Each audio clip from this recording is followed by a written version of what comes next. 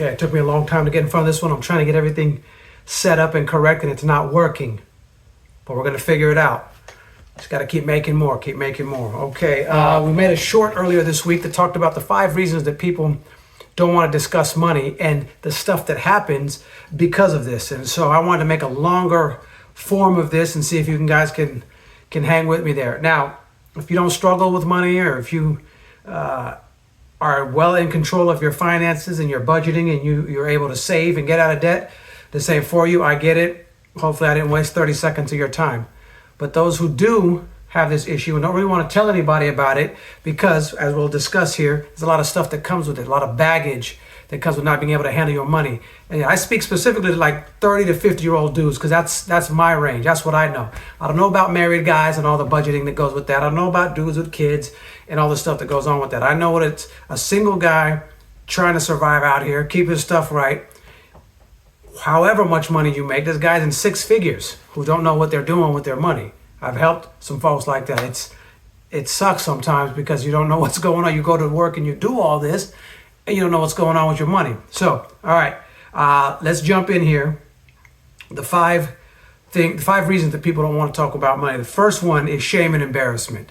Now, this is more of an internal, like, you're not worried about the outside, but like stuff that you've done. Like, gone out with some friends one night, you knew you shouldn't have spent what you spent, because you wake up in the morning thinking, and you don't even want to look at the bank account. We've done it. I've done it, especially when the Niners are playing and we win, and I don't want to go home. I want to keep the party going. That's why credit cards come in so handy, right? This is one of those things where this will prevent you from talking to people about it. Or maybe you have a lot of debt on various things and you just don't want to tell people about it. You kind of feel embarrassed about that sort of a thing. And you haven't ever quite fixed it as the years have gone on. And you know it's getting at you. It's getting in your account. You have this feeling in the back of your head, this is not good for my future or for my investments. Or you try other things while the debt is still there. Try to put a little bit in the stock or try to go this way and that way, knowing that it's still there. I'll give you guys a heads up, man. The quickest way to building wealth is getting rid of your debt. Right? A lot of people are going to say, no, I don't believe that. Now, you got the guys that take debt on a building because they're starting a business, or they do. I don't know about all that. I haven't needed to take a loan out on a big old building because I am going to be renting out the suites and all that. I know that as I try to start small businesses and try to, like for most of us, that having that stuff that I have to pay off every month affects that. It affects how much I'm able to save. It affects how much I'm able to put into investments once I've saved enough or once I've gotten out of debt. So it's always creeping around there, and most people think they can manage it. If you think you're the exception to the rule, okay. But in general, it's not the case. So here's a solution for that. So what's the problem? How does it affect us? And how do we fix it? Because that's the whole point of all this. That's cool, you're telling me these issues, but how do you fix it? So I think for this one, for the shame and embarrassment aspect, and this is not easy, but you got to try to reframe your mind. Instead of saying, yeah, I screwed up, which we'll acknowledge, we messed up a few things. Instead of saying, yeah, man, I messed up and this and that, say, all right. And you have to do it on purpose, though. This doesn't just accidentally happen. You have to ask yourself, what was the lesson learned here? Take a little bit of time and meditate on what went on. What kind of emotions were you feeling when you did it? What was the environment when you got yourself into this? Was it always when I get around a certain group of folks, we like to go hang out and I do this, or always in this type of scenario? You know, it's going to take a while. It's all right, though. And it's little by little, you'll start to adjust and fix that, or keep it from happening as much.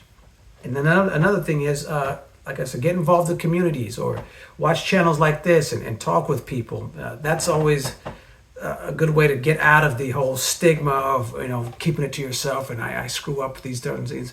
I used to be a drug and alcohol counselor and being involved in my church. What all these things have in common is talk to other people that you feel comfortable with. There's a bunch of us out there. It's just, it's not always put out. And so there's a lot of videos on there, but I'm trying to attempt to jump into that space too, because I remember the misery and the filth of just screwing up every time and getting older, saying, man, you're a dude, you're a man now, you should have been able to take care of this. It's not fun. That's a big push. But yeah, get involved with people, reframe your mind to start thinking that what lessons am I learning, instead of just, oh, I screwed up, and keeping quiet about it, because then you'll never get better. All right. All right, so number two is similar, but it's more from the outside, and it's fear of judgment. Say, if you let them know what kind of struggles you're having financially, that people will think that you're behind. Hey man, person your age should be doing this and that by now. Or we'll think about how they look at our financial decisions. Oh, you decided to get that, or you decided to put your money there. What's a budget going to do? How come you can't control yourself? Why do you need a budget, sort of a thing? I'm not saying all the people say that, but there is a lot of that out there, and plenty of people that think I don't need that kind of help. And so I'm sure that permeates towards people like us who do need that help, and who at least have admitted it and say, all right, I got to get it going. So that's the fear of judgment aspect of it.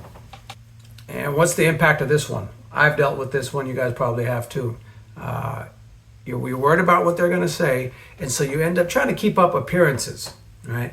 How many times have I been invited to a party or some sort of function where I don't have any money, man? I've messed it up, but I can't just tell them that.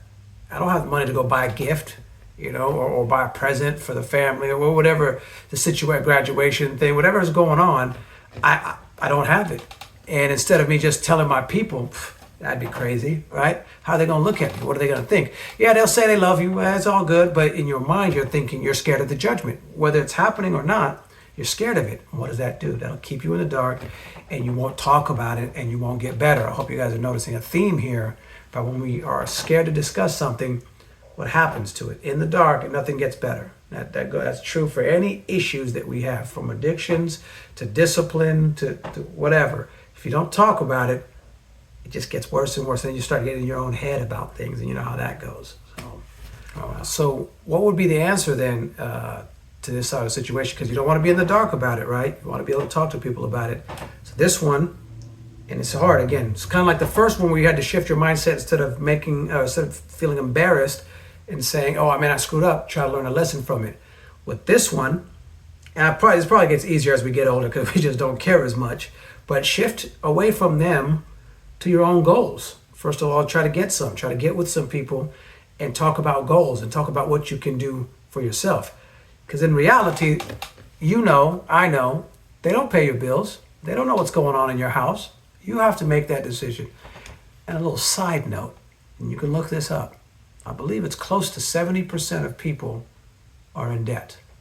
So as they're talking to you about this kind of stuff, what are they struggling with that they're not talking about, right?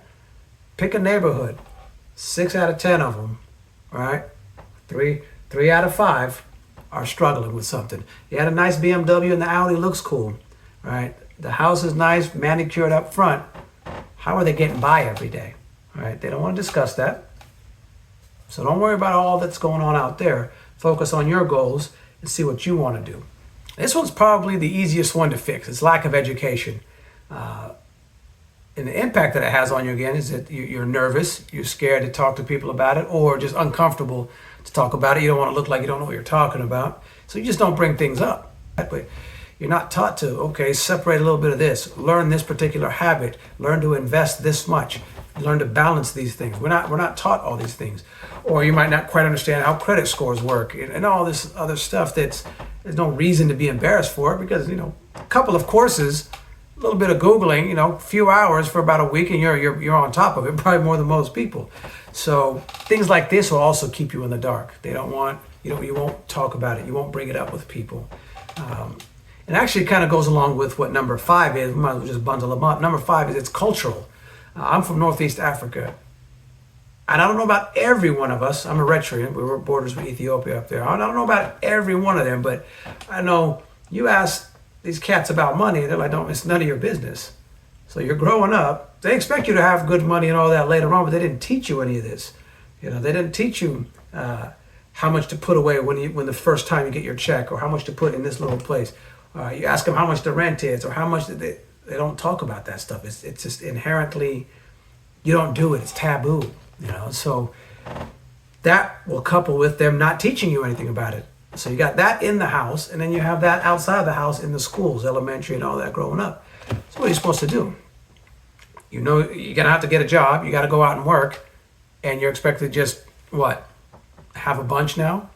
have your life insurance in order, all your health insurance, all your investments, your mutual funds. No, you gotta. It's an on-purpose thing. You gotta get at it. And what is the fix to this? Of course, with number 4 in particular, with the lack of knowledge, start small. You don't need to learn all about the S&P 500 and what mutual funds are and what municipal bonds and what percentage, what kind of yield. Stop. You don't need all that. Learn how much of your money is going somewhere. How much do I need to save? Talk to somebody. Ask questions. Don't be afraid to. Now, again, easier said than done, because you don't want to feel the embarrassment from it. You don't want to feel judged from it. All these things combine to keep you in the dark. And I'm hoping that we got to stop. In this day and age where it's all sorts of avenues there are to make money, to start businesses, what good is it if all the money that you're getting is getting thrown away? We like to say it's not how much you make, it's how much you keep. It's whether you're making $30,000 a month or you're making $3,000 a month. It's okay. You just got to learn what to do with it. So start small. Ask questions. A bunch of YouTube videos, since you're on here anyway. Watch videos on it. Watch different ideas, different perspectives from it. I'm just giving you what mine is and how it's worked for me. I know not to consider myself the exception. Oh, I can do this. I know a couple people that have credit cards and they're good with it. Get it away from me, because I know what I'm going to do with it. I didn't have credit card problems until they gave me one. Before that, I just found a way to buy things. I didn't need that. So something happened. I'm out of that now. And we sort of covered number 5 already, which is the cultural issues that you have to get over. Maybe it's ingrained in you, you never quite learned, and all that sort of stuff. But what's the common theme in all of these? All 5 reasons, though we don't talk about it, comes down to cultural thing, like we just don't talk about that. Shame, feeling embarrassed about things like that. And of course, fear. You don't want to be made fun of. You don't want to be looked at a certain way. So things that we've messed up on, things that we think people are going to look at us for messing up on, and how the culture has conditioned us. That's all of it in a nutshell. And the solution to that is getting in groups with people, educating yourself, not being scared to talk about these things. Because what will end up happening now is you'll be able to make better financial decisions. Like, imagine you were just losing $200 a month because you didn't know what was going on, but you didn't know where to put it. It's $2,400 in a year. I know people. You can get a trip to Vietnam, Morocco. You can go. The tickets are like $800-900. That's a vacation every year you're throwing away just by not knowing. And then you imagine the mental stress, the mental issues that go along with that. I have something coming up for that pretty soon. So just the mental effects of not knowing what's going on with your money. We want to say that money is not everything. It's not the most important thing. And that's true. It is not the most important thing. But it is an important thing. Because once you get all your other stuff taken care of, you need to take care of that too. And my final note here, it is not a selfish thing. When you do this, you're actually able to help other people now. Because when you're struggling and you're in misery like this, what are you doing? You're thinking about yourself all the time. Thinking about how you're going to get out of this, how you're going to pay the bill. That's the selfish thing. You make yourself better. You make everyone around you better. It's just how it goes. So you focus on yourself. You learn these tactics. You learn these habits. You get with these people. Now I feel like I'm lecturing, but I want these for you guys, man. Do that, and then watch the improvements happen. And then you can go help somebody else. That's what we're trying to do. So I had to meet my Friday deadline. I want y'all to hold me accountable. So that will be it.